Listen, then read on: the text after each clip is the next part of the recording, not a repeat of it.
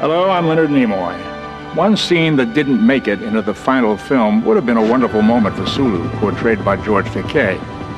After reading the script, George was unhappy with what he saw as Sulu's minimal role in the storyline. Looking to beef up the part a bit, George went to Harve Bennett to see if they could dream up something that would give Sulu a little bit more to do. And what they came up with was wonderful, but unfortunately, it never made it onto film. George and Harve dreamed up a scene whereby Sulu, who was born in San Francisco, would run into a little Japanese boy on the street in 1986. The boy mistakes Sulu for his uncle. And after a short conversation, Sulu realizes that the little boy is in fact his great-grandfather. At least, that's the way it was supposed to work. The boy, whom we hired to play the part, arrived on the set and was so uncomfortable, so frightened, that all he would do was cry. No matter what we did to cheer him up, it didn't work. It got so late in the day that we had to move on, and I had to break the news to George that we were not going to be able to get the shot. Naturally, I felt very badly for George because I knew it meant a great deal to him, and it would have been a charming scene. Now, back to Star Trek IV, The Voyage Home. To their work on Star Treks 2 and 3, the effects geniuses at Industrial Light and Magic were responsible for creating the incredibly lifelike whale effects in Star Trek IV. I suspect most people never realized there were only 2 shots of a live whale in that movie. One of a humpback breaching the ocean surface, and one of a humpback briefly surfacing during the hunting sequence. Most of the impressive, authentic-looking underwater sequences of our whales, George and Gracie, were actually shot with 4-foot mechanical puppets at a nearby high school swimming pool. Even the whale's fictional home doesn't really exist. The Cetacean Institute was actually the Monterey Aquarium. And since the aquarium doesn't have a tank large enough to hold humpback whales, we had to create the illusion of one with a matte painting. I'm sure you'll agree the illusion was successful. Now back to Star Trek IV, The Voyage Home. In casting Star Trek IV, we wanted to bring back as many members of the Star Trek family as possible. So we invited Robin Curtis back as Saavik. Robin had replaced Cheers' Kirstie Alley as Saavik in Star Trek III. In fact, in one early draft of the script, the reason that Saavik stayed behind on Vulcan was because she was pregnant with Spock's child. We also brought back Grace Lee Whitney as Janice Rand, and Majel Barrett as Commander Chapel for their own special moments in Federation headquarters. And of course, one of the things that pleased me most was that we got the chance to reunite Spock's parents, Sarek, played by Mark Leonard, and Amanda, played by Jane Wyatt. It's not often we get a chance to revisit so many old friends from Star Trek's past. And I think that's one of the things that made this film so special. Back to Star Trek IV, The Voyage Home. Hello, I'm Leonard Nimoy. In June of 1987, Star Trek got an unprecedented opportunity. The ecological message of Star Trek IV was extremely powerful. The Soviet Union declared a moratorium on commercial whaling, and this prompted the World Wildlife Fund to arrange with the Soviets a special screening of the film in Moscow, in front of a huge audience. Harve Bennett and myself, acting as ambassadors from the world of Star Trek, flew over to introduce the film. And it was an extraordinary event. All of the reactions, the laughs, the sighs, came in all of the same places as when we showed the film to American audiences. It would seem, as we've suspected all along, that the messages of Star Trek truly are universal. Now, back to Star Trek IV, The Voyage Home. The expense and the danger of filming in open water, we needed to find an alternative way to film the sequence when the Enterprise crew crashes into San Francisco Bay. Little did we know that the solution was literally right under our feet. It turned out that one of the parking lots at Paramount Studios was built over a giant water tank that was used in the 30s and 40s for filming pirate movies and World War II epics. Basically, when they no longer needed the tank, the studio covered it. They paved right over the top, and they forgot about it. Well, we ripped up the pavement, and there it was. The tank was in great condition and needed very little repair work. So we built our partially submerged bird of prey, we painted a realistic-looking backdrop, and presto, instant San Francisco Bay.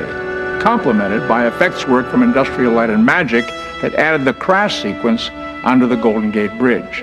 The final scenes of the film edit together seamlessly. Judge for yourself. Back to Star Trek IV, The Voyage Home on the Sci-Fi Channel.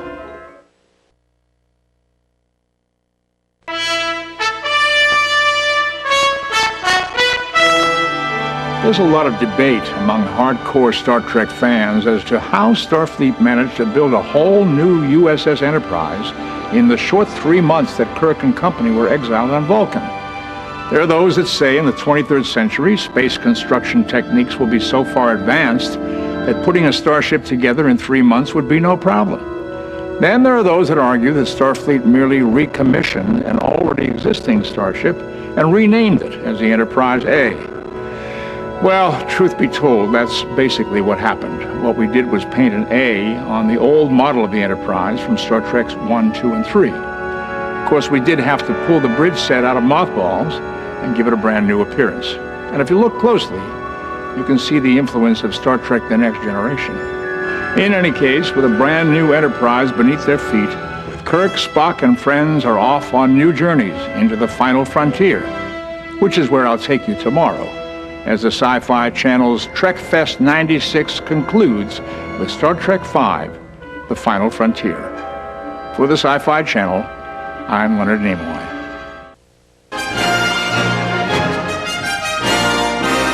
Hello, I'm Leonard Nimoy, and welcome back to TrekFest 96. In its initial release, Star Trek IV grossed over $126 million in box office receipts. And that sizable figure made Paramount realize that the Star Trek franchise was a cash cow. In other words, the success of Star Trek IV ensured that there would be a Star Trek V. Shortly before the end of production on Star Trek IV, my good friend Bill Shatner came to me with his secret desire. He wanted to direct the next Star Trek film. I thought it was a great idea, and I encouraged him to start immediately, while excitement about Star Trek was still high. Within minutes, Bill was off in search of a story for Kirk, Spock, and company. The mission of the USS Enterprise has always been to boldly go where no one has gone before. Well, in Star Trek V, that's exactly where they go. And now, Star Trek V, The Final Frontier, here on the Sci-Fi Channel.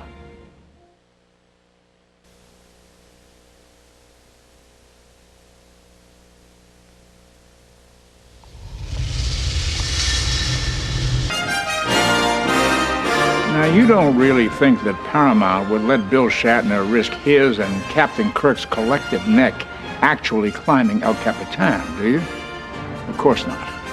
In actuality, what Bill was really climbing was a mock-up of El Capitan, suspended about 10 feet above a parking lot in Yosemite National Park.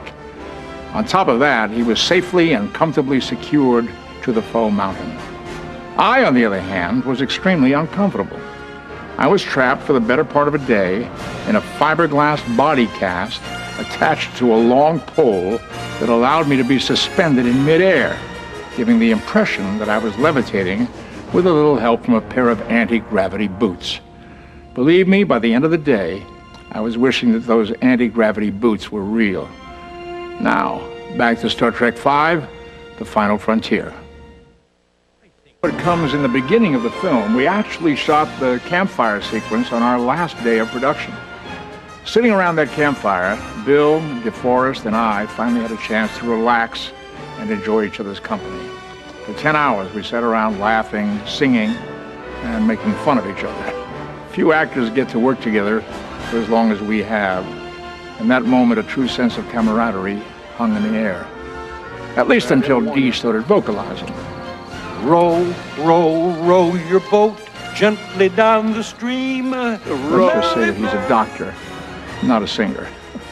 Now back to Star Trek V, The Final Frontier.